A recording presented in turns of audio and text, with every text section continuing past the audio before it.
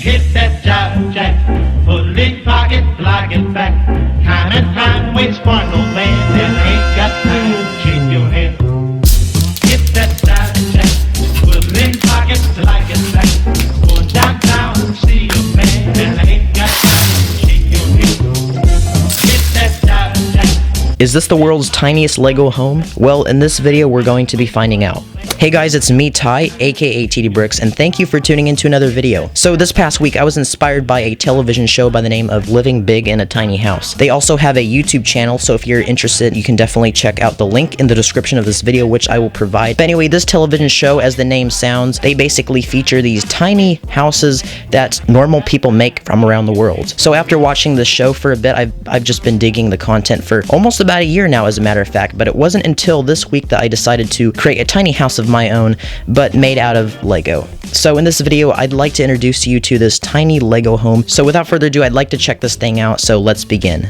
So this Lego house is built on a 8x16 base plate. It's actually that small. So the outside of the house is pretty simple. I used some of my special parts. I have some modified bricks on the front, a little bit of a modern look, and the orange kind of blends in with the color as well pretty nicely, and it just gives the building a very bright color. A lot of these tiny homes featured on television are very cute, and just to give it the cuteness that it has, just include lots of color. So that's what I definitely did. There's some flowers on the front, there's a doorstep, and I realized I forgot to put a door handle, and that's a disgrace to my ancestry. And last but not least, you can't forget the roof. The roof is a very simple design, but I like how it turned out. I wanted to give it a little bit of a slope, so you'll see how I used two of these, I believe 6x8 slopes. Something like that. So anyway, the roof comes off very easily. It just comes off like that, and let's check out the interior.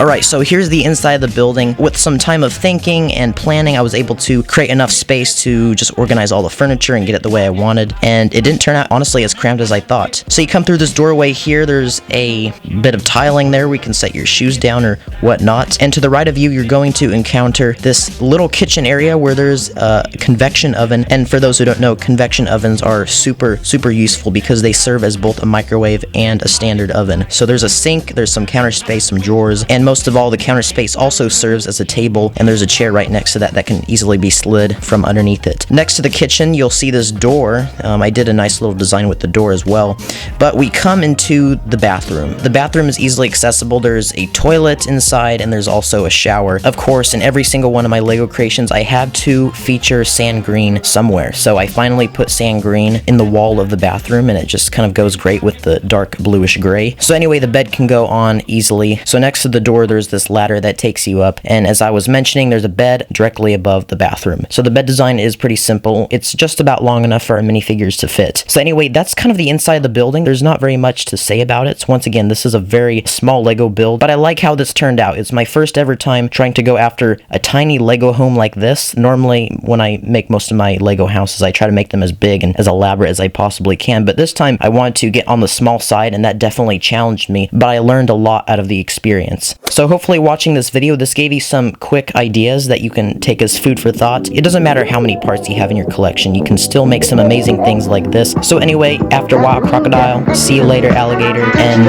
I ran out of ideas.